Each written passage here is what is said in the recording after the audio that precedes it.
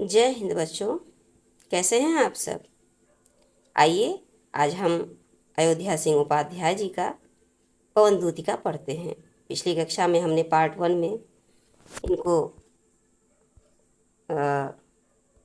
Stanza number 14 तक पढ़ लिया था बच्चों, और अब हम इस क्लास में यहाँ स्टैंजा नंबर 15 से स्टार्ट करते हैं बच्चों। आप सभी कल के भविष्य हो।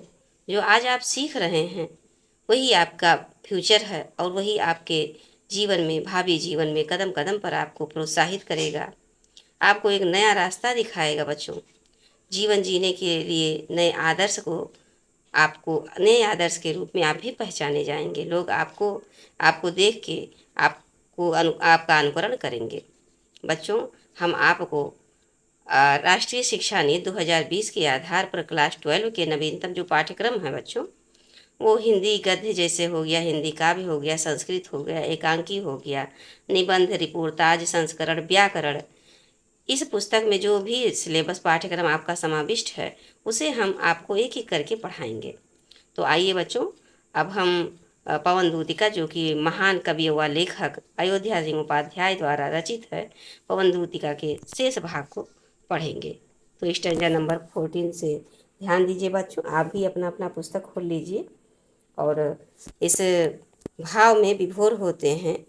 राधिका के दुख में हम भी उनके भावों को समझते हैं और उसमें डूब जाते हैं, क्योंकि बच्चों, जो कविता काव्य होता है ये भाव में डूबने का नाम है।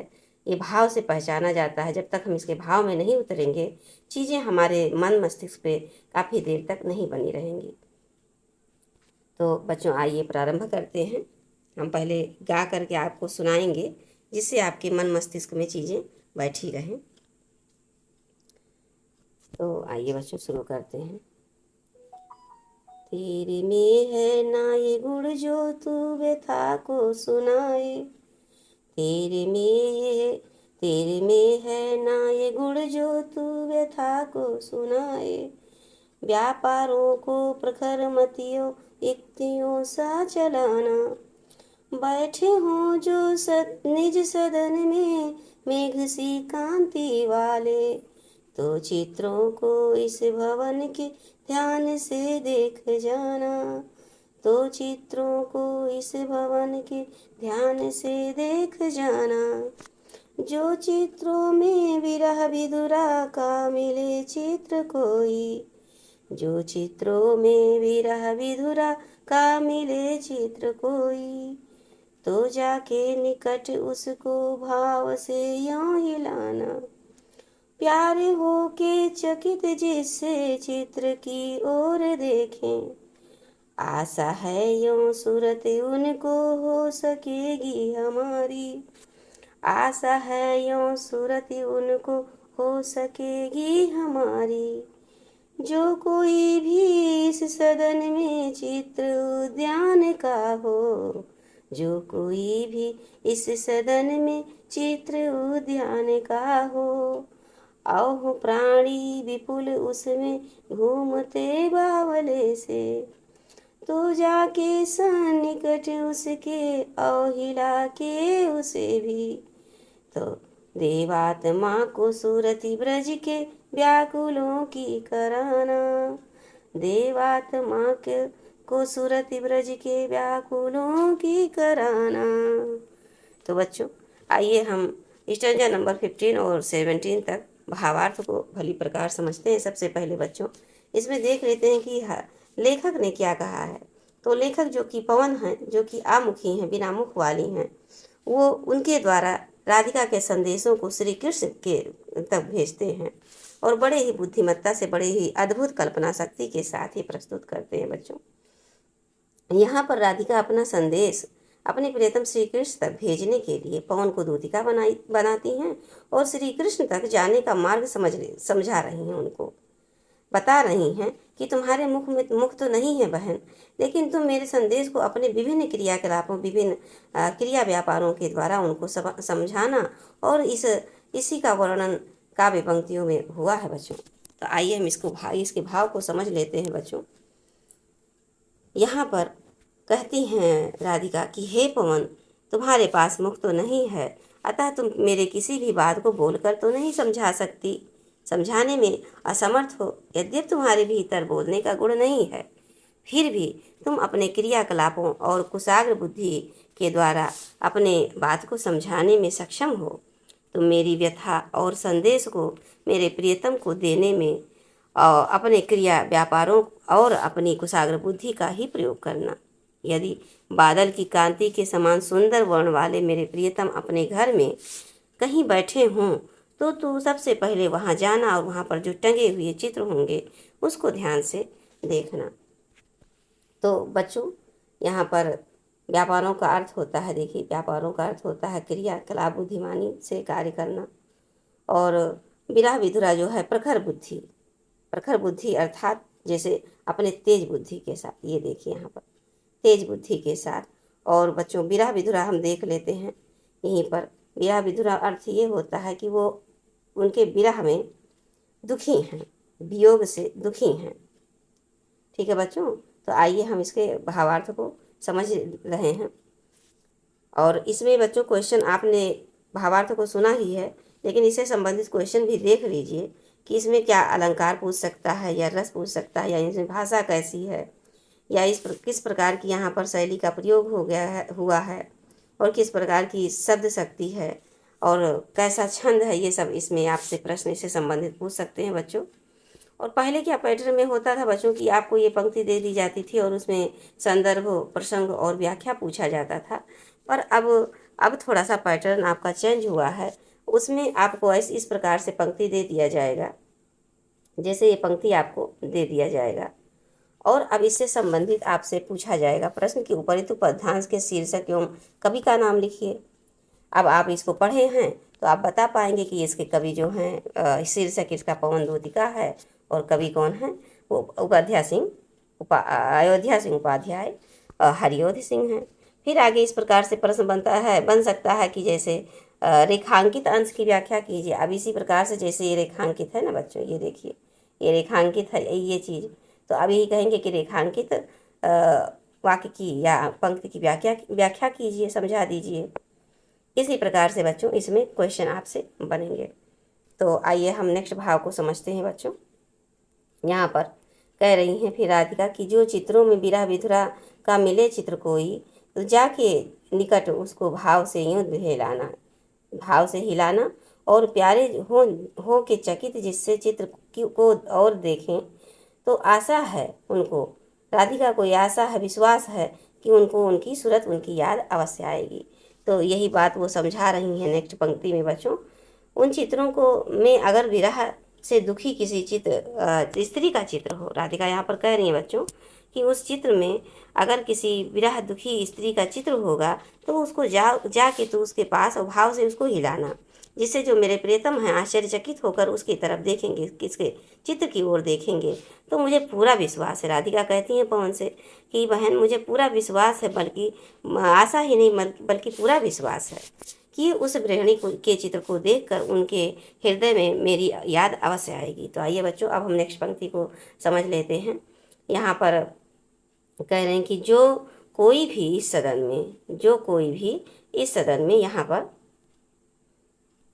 यहाँ पर बच्चों जो कोई भी इस सदन में चित्र उद्यान का हो, हो प्राणी विपुल उसमें घूमते बावले से, तो जाके सन्निकट उसके हिला के उसे भी देवात्मा को सूरत ब्रज के व्याकुलों की कराना। तो बच्चों यहाँ पर फिर आगे राधिका कहती हैं कि उस घर में चित्रों में तुझे यदि किसी ऐसे बगीचे या उद्यान का चित्र दिखाई दे जिसमें बगीचा हो, लोग घूम रहे हों, और जिसमें प्राणी व्याकुल होकर विरह में पागल के समान इधर उधर घूम रहे हों, तो सब उस चित्रों के पास जाकर उसे भी भाव से हिलाना, इस प्रकार से हिलाना कि जो हमारे प्रियतम श्री कृष्ण हैं उनका ध्यान उस ओर आकृष्ट हो जाए। और इस प्रकार तो उनके मेरे देवात्मा श्री कृष्ण को उनके विरह में व्याकुल ब्रज के प्राणियों की याद दिलाने में तो सफल हो पाएगी। तो बच्चों आप इस भावार्थ, मुझे पूरा विश्वास है आप इस भावार्थ को समझ रहे हैं। आप इनको 1 से 2 बार ध्यानपूर्वक सुनिएगा बच्चों। जब जैसे कि आप क्लास में बैठे होते हैं और आपके शिक्षक जो होते हैं एक्सप्लेन करते हैं और आप एकाग्रचित होकर जब सुनते हैं तो आपके मस्तिष्क पटल पे वो काफ़ी समय तक बना रहता है। और जब आपके एग्जाम में इससे संबंधित क्वेश्चन आता है तो आपके दिमाग में बात क्लिक करता है कि हाँ, हमको ये सर ने पढ़ाया था। तो आप यही कल्पना करके बच्चों पढ़िए कि आप क्लास में बैठे हुए हैं और आपके जो मैम हैं आपको पढ़ा रही हैं। तो आइए बच्चों, अब हम नेक्स्ट स्टैंजा नंबर 18 से स्टैंजा नंबर 18 से 20 तक देखते हैं। सबसे पहले बच्चों स्टैंजा नंबर थोड़ा सा बड़ा कर देते हैं जिससे आपको अच्छे से दिखाई दे। तो बच्चों स्टैंजा नंबर 18 से और 20 तक देखते हैं। कोई प्यारा कुसुम कुमला गेह में जो पड़ा हो, तो प्यारे के चरण पर ला डाल देना उसी को।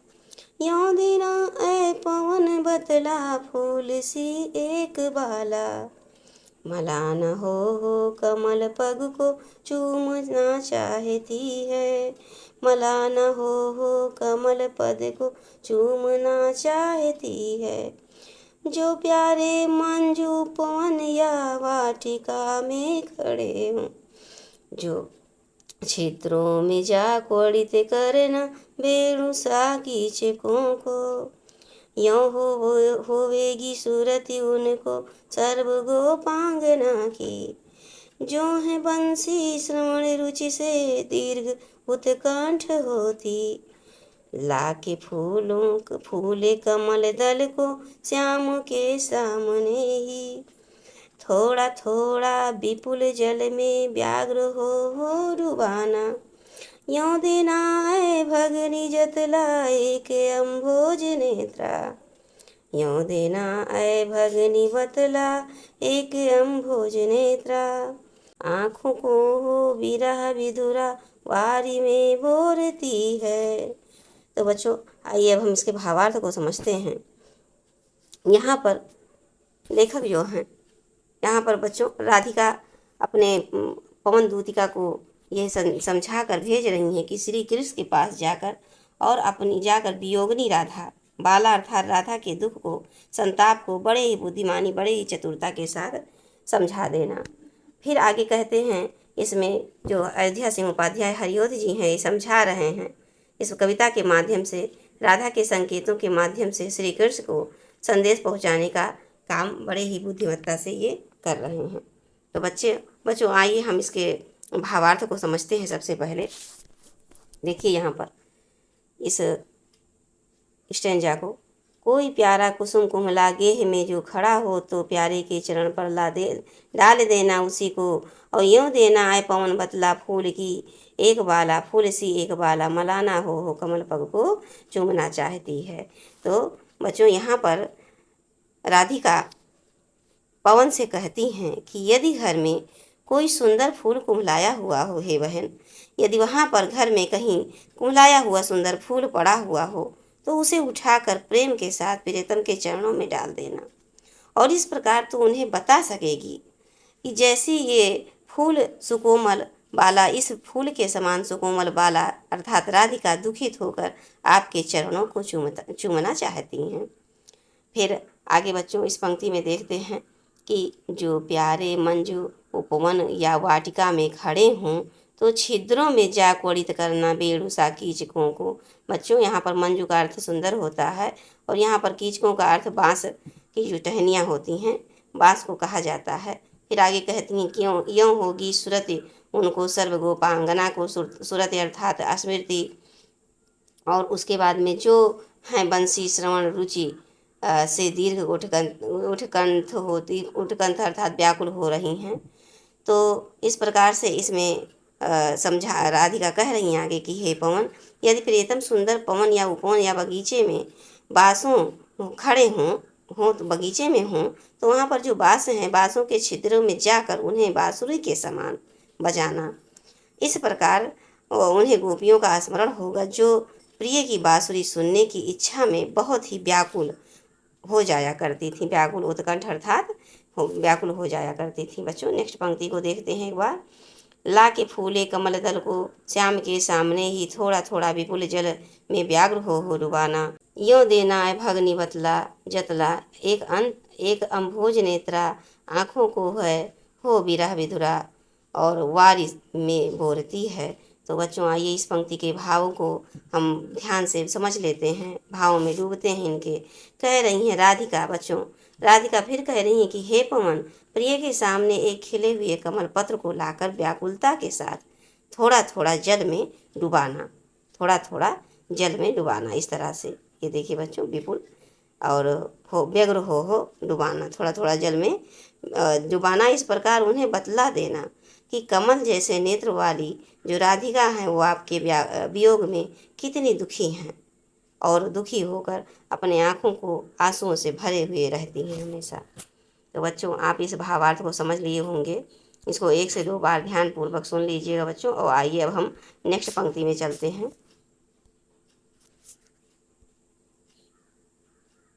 धीरे लाना वहन करके नीप का पुष्प कोई, धीरे लाना वहन करके नीप का पुष्प कोई, और प्यारे के चपल दृग के सामने डाल देना, ऐसे देना प्रकट दिखला नित्य आशंकिता हो, कैसी होती विरह बस मैं नित्य रोमांचिता हूँ, कैसी होती विरह बस मैं नित्य रोमांचिता हूँ, बैठे नीचे जिस बिटप के श्याम होवे उसी का, कोई पत्ता निकट उनके नेत्र के ले हिलाना, यों प्यारे को विदित करना चातुरी से दिखाना, मेरे चिंता विजित चित का क्लांता हो काप जाना,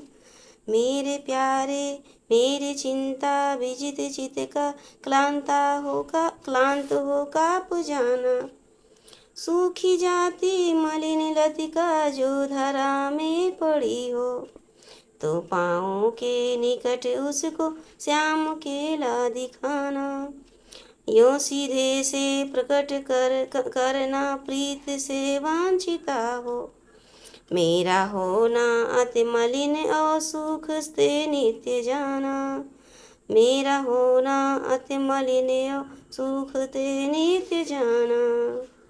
तो बच्चों आइए अब हम इसके भावार्थ को समझते हैं।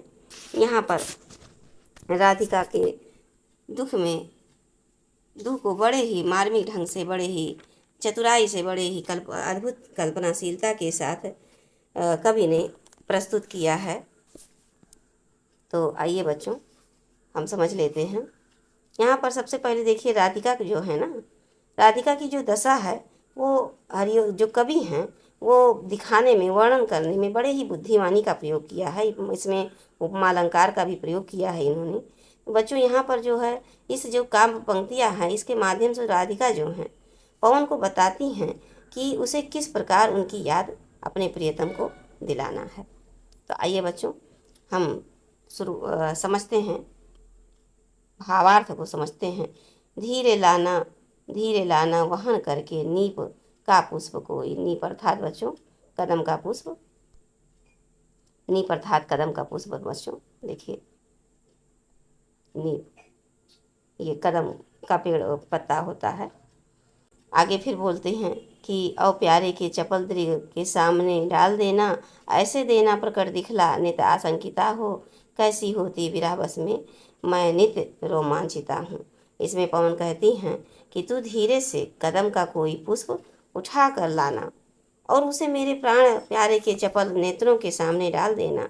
हे बहन, इस प्रकार उन्हें ये बात भली भांति समझ सकेंगे कि मैं किस प्रकार से उनके विरह में वशीभूत होकर हर समय डरी सहमी सी रहती हूँ, और नित्य इस पुष्प के समान, मुरझाए हुए पुष्प के समान डरी सहमी सी रहती हूँ, और नित्य प्रति मैं पुनर्मिलन की, दोबारा मिलने की जो कल्पना है वो बार बार कदम पुष्प के समान रोमांचित होती रहती हूँ और सोचती रहती हूँ। आगे फिर पंक्ति में कहते हैं स्टैंजा नंबर बच्चों 22 में कि बैठे निज जिस बिटप के श्याम हों में उसी का, जिस पेड़ के नीचे श्याम बैठे हों उसी का कोई पत्ता निकट उनके नेत्र के सामने ले आना, कोई पत्ता उनके निकट उनकी आंखों के सामने ले आना और यों प्यारे को विदित करना, स्मृत करना, बड़े ही चातुरी से दिखाना और मेरे चिंता विजित चित का क्लांत हो कांप जाना। इस प्रकार से नेक्स्ट पंक्ति में राधिका कहती हैं कि मेरे प्राण प्रिय श्याम जी वृक्ष के नीचे बैठे हों तू उसी वृक्ष के का कोई पत्ता उसके उनके नेत्रों के पास ले जाकर दिखाना, हिलाना। इस प्रकार तू अपनी क्रिया चातुरी से, बुद्धिमानी से मेरे प्रियतम को यह ज्ञात करा सकेगी कि किस प्रकार चिंता में मेरे हृदय को जीत कर उसे चिंता ने मेरे हृदय को जीत लिया और उसे थका दिया है। चिंतित होकर मैं बहुत थकी हुई रहती हूँ। चिंता ने मेरे हृदय का सबल जो है शक्ति जो है छीन लिया है और जिसके अभाव में मेरा हृदय पत्ते की भांति कांपता रहता है। तो आइए बच्चों, अब हम नेक्स्ट पंक्ति को समझ लेते हैं। इसमें यहाँ पर देखिए, ये स्टैंजा नंबर 23, सूखी जाति में मलिन लतिका जो धरा में पड़ी हो तो पाँव के निकट उसको श्याम के ला गिराना और यों सीधे से प्रकट करना प्रीत से वंचिता हो और मेरा होना अति मलिन और सूखते नित्य जाना। बच्चों यहाँ पर फिर राधिका आगे कहती हैं पवन दूतिका से कि जाना हे पवन, हे बहन जाना मेरे प्राण। यहाँ पर देखिए बच्चों, राधिका यहाँ पर स्टैंजा नंबर 23 को देखिए और कह रही हैं कि राधा कहती हैं कि पवन, यदि तुझे धरती पर कोई सूखती हुई लाल लता मिल जाए, धरती पर पड़ी हुई कोई लाल लता मिल जाए, सॉरी बच्चों, लता मिल जाए कह रही हैं यहाँ पर राधिका, तो उसे तुम श्री कृष्ण के पाँव के पास लाकर गिरा देना। कोई सूखी हुई लता मिल दे तो उसको श्री कृष्ण के पास लाकर उनके पैरों पर गिरा देना और इससे यह स्पष्ट उन्हें बता देना, वो समझ जाएंगे कि प्रेम से रहित होकर मैं किस प्रकार नित्य सूखती जा रही हूँ, मलिन होती जा रही हूँ। आइए बच्चों, हम अब नेक्स्ट पंक्ति में चलते हैं। हमें पूरा विश्वास है आपको ये भावार्थ समझ में आ रहा होगा बच्चों। यहाँ पर भी आपको जो अलंकार है, उपमा अलंकार है और रस तो आप जानते हैं बच्चों, इस पूरे पंक्ति में जितना है पवन दूतिका, इसमें वियोग रस श्रृंगार है, श्रृंगार रस है जिसमें विशेष रूप वियोग रस ही है।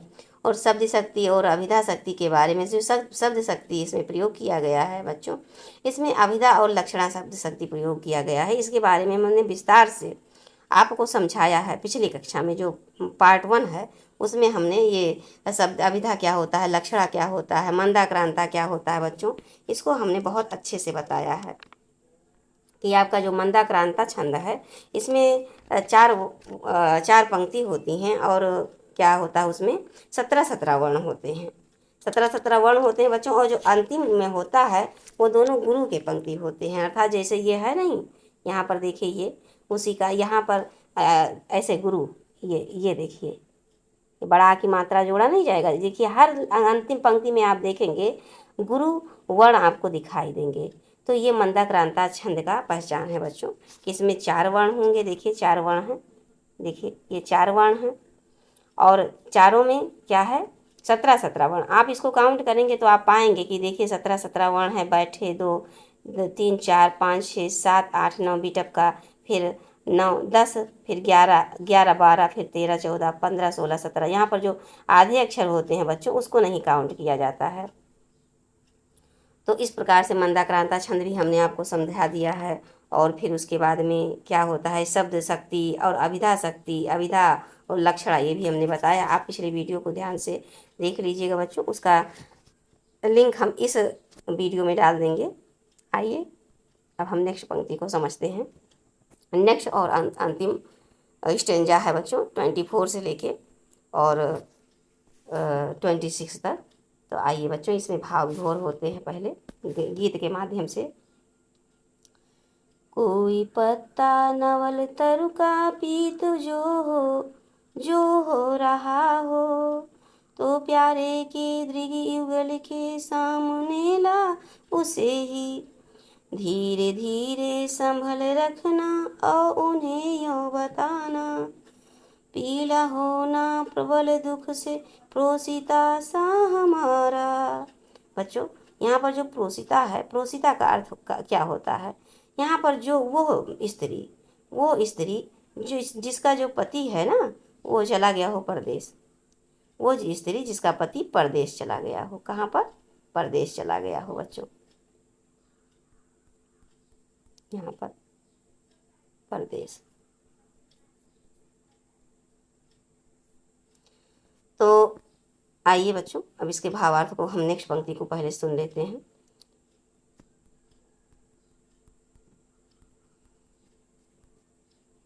यों प्यारे को विदित करके सर्व मेरी व्यथाएं, धीरे धीरे वहन करके पाँव के धूल लाना।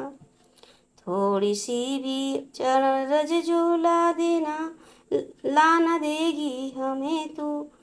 हाँ कैसे तो व्यथित चित्त को बोध मैं दे सकूंगी। पूरी होवे ना यदि तुझसे अन्य बातें हमारी। मोस्ट इम्पॉर्टेंट, मोस्ट भावार्थ में है बच्चों ये अंतिम पंक्ति। तो तू मेरी विनय इतनी मान ले और चली जा, छू के प्यारे कमल पग को प्यार के साथ आजा। जी जाऊंगी हृदय तल में मैं तुझी को लगा के, जी जाऊंगी हृदय तल में मैं तुझी को लगा के। तो बच्चों, इस भावार्थ को अब समझते हैं हम लोग। यहाँ पर कवि जो हैं, राधिका की पवित्रता, देखिए बच्चों, ये पर अंतिम पंक्ति बहुत ही सुंदर है, बहुत ही सीखने योग्य है। राधिका की पवित्रता और सच्ची प्रेम भावना को श्री अयोध्या सिंह उपाध्याय हरिओध जी ने बहुत ही मार्मिक ढंग से व्यक्त किया है बच्चों, और ये प्रमाणित कर दिया है कि राधिका का जो प्रेम है ना, वो कामजन्य न होकर भावजन्य है। मात्र उनके अंदर सिर्फ भाव है उनके लिए, ना तो कोई अन्य बात है। तो आइए बच्चे, इसके भाव को हम समझ लेते हैं। सबसे पहले पहली पंक्ति स्टैंजा नंबर 24 का है। देखिए बच्चों, यहाँ पर कह रही हैं कि कोई पत्ता नवल तरु का पीत जो हो रहा हो, तो प्यारे के दृग युगल के सामने ला उसे ही धीरे धीरे संभल रखना, और उन्हें यूँ बताना कि पीला होना प्रबल दुख से प्रोसिता सा हमारा। इस प्रकार कहती हैं कि हे पवन, यदि नए वृक्ष का कोई पत्ता हो, पीला हो गया हो, कैसा हो गया हो? पीला हो गया हो, तो उसे प्रिय के दोनों नेत्रों के सामने ऐसे रख देना और उन्हें बताना, उसके माध्यम से, उस पीले पत्ते के माध्यम से उन्हें बताना कि इसी प्रकार जो तुम्हारी राधिका है, वो भी प्रोसित पतिका अर्थात जिसका पति कहाँ चला गया हो बच्चों? विदेश चला गया हो। प्रोसित पतिका नायिका के समान, वो अपने आप को नहीं कह रही, प्रोसित पतिका नायिका के समान, उस स्त्री के समान है जिसका पति विदेश चला जाता है तो उनकी जिस प्रकार व्यथा स्थिति हो जाती है, उन्हीं के समान मैं पीली पड़ती जा रही हूँ। आइए बच्चों, नेक्स्ट पंक्ति को, स्टैंजा नंबर 25 को। यों प्यारे को विदित करके सर्व मेरी बाधाएं, प्यारे को याद दिला के, स्मृत करा के, धीरे धीरे वहन करके पाँव की धूल ले आना उनके, और थोड़ी सी भी चरण रज जो ला न देगी, तो हमें तू, अगर तू थोड़ी सी रज नहीं ले आएगी उनके चरणों से, तो कैसे हाय तो कैसे मैं व्यथित चित्त को, अपने व्यथित दुखी व्याकुल चित्त को बोध करा सकूंगी। इसमें बच्चों, इस पंक्ति के माध्यम से राधिका कहती हैं कि हे पवन, जैसा मैंने बताया है कि तू, हाँ तो एक मिनट बच्चों, जैसा मैंने बताया है कि तू वैसे ही मेरी समस्त व्यथाएं प्रियतम कृष्ण के सम्मुख व्यक्त कर देना। जब तू वापस आए तो एक कार्य करना अवश्य करना, मत भूलना। तू धीरे से उनके पाँव की जो धूल है ना, उस वहाँ की धूल को थोड़ा सा उठा लाना। यदि तुझे उसकी थोड़ी भी चरण धूल मिल गई, ला देगी, तो मैं उसे अपने माथे पर लगाकर अपने दुखी मन को समझाकर उसे धैर्य बंधा सकूंगी। आगे फिर राधिका कहती हैं बच्चों पवन से कि पूरी होवे ना यदि तुझसे अन्य बातें हमारी। मोस्ट इम्पॉर्टेंट है बच्चा, और ये बड़ा ही मार्मिक भाव है इसमें। राधिका पवन से कहती हैं कि जो हमने अभी तक तुमसे संदेश कहा है, अगर उनमें से एक भी ना पूरा हो सके तो आगे कहती हैं, तो तू मेरी विनय इतनी मान ले और चली जा, छू के प्यारे कमल पग को प्यार के साथ आ जा, और जी पाऊंगी हृदय तल में मैं तुझी को लगा के। इस पंक्ति में बच्चों राधिका कह रही हैं कि हे पवन, अब तक मैंने जितनी बातें बताई है, यदि तुझसे ये बातें पूरी ना हो सके, अर्थात तू इन किसी कार्य को ना कर सके, तो तुझसे मेरी बस यही प्रार्थना है, विनती है, हे बहन, तुरंत ही मेरे प्रियतम के पास चली जा और मेरे प्राण प्रिय के कमल रूपी पैरों को प्यार के साथ छू कर आ जा। तब विरह में मृत प्राय, जिस तरह मैं मरने के रूप में मृत प्राय में हूँ, मैं तुझे अपने हृदय से लगा लूँगी और लगा कर अपने जीवन को धन्य कर लूँगी, प्रसन्न हो जाऊँगी, अपने हृदय को मना लूँगी। तो बच्चों ये आपका भावार्थ था। आज पवन दूतिका को हमने 2 भाग में इसको समाप्त किया है। बच्चों एक क्वेश्चन ये है कि कहाँ से लिया गया है, तो ये प्रिय प्रवास से लिया गया है। प्रिय प्रवास आप अयोध्या सिंह उपाध्याय हरि अवध द्वारा लिखा गया है। आपको हमने जीवन परिचय में बताया था कि वो उसमें से राधिका और श्री कृष्ण के विरह को समझाए हैं। जब श्री कृष्ण मथुरा चले जाते हैं तो वहाँ के जो ब्रजवासी होते हैं और विशेषकर राधिका के दुख को यहाँ पर कवि ने दर्शाया है। तो बच्चों हमें पूरा विश्वास है कि आपको ये वीडियो समझ में आ रहा होगा। आपको इस वीडियो से तनिक भी लाभ मिले, थोड़ा भी अगर लाभ मिलता है तो आप और अन्य बच्चों को पहुंचाइए। बच्चों ये हम चाहते हैं कि हर कोने में, गांव के कोने कोने तक पहुंच जाए उस बच्चियों के पास, उन बच्चों के पास जिनके पास पुस्तक भी उपलब्ध नहीं होता है। बच्चों बड़े ही गरीब तबके के होते हैं, किसी तरह एडमिशन हो जाता है, क्योंकि सरकारी विद्यालय में एडमिशन में बहुत कम मिनिमम फीस लगता है और हो जाता है, फीस ही नहीं लगता है, तो अब किताब किसी तरह उनके पास उपलब्ध नहीं हो पाता है। तो बच्चों आप पूरा प्रयास करें कि उन बच्चों तक इस वीडियो को पहुंचाइए, उनको लाभ मिले।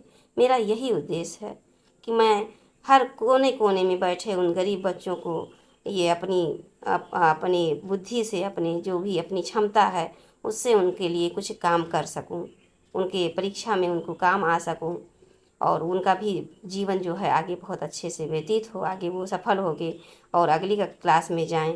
और फिर मैं अब इसी वाक्यों के साथ बच्चों इस वीडियो को समाप्त करती हूँ और आशा है मुझे आपको ये वीडियो बहुत पसंद आ रहा होगा। लाइक करें और सब्सक्राइब भी कर लें और अन्य तक भी भेज दें बच्चों।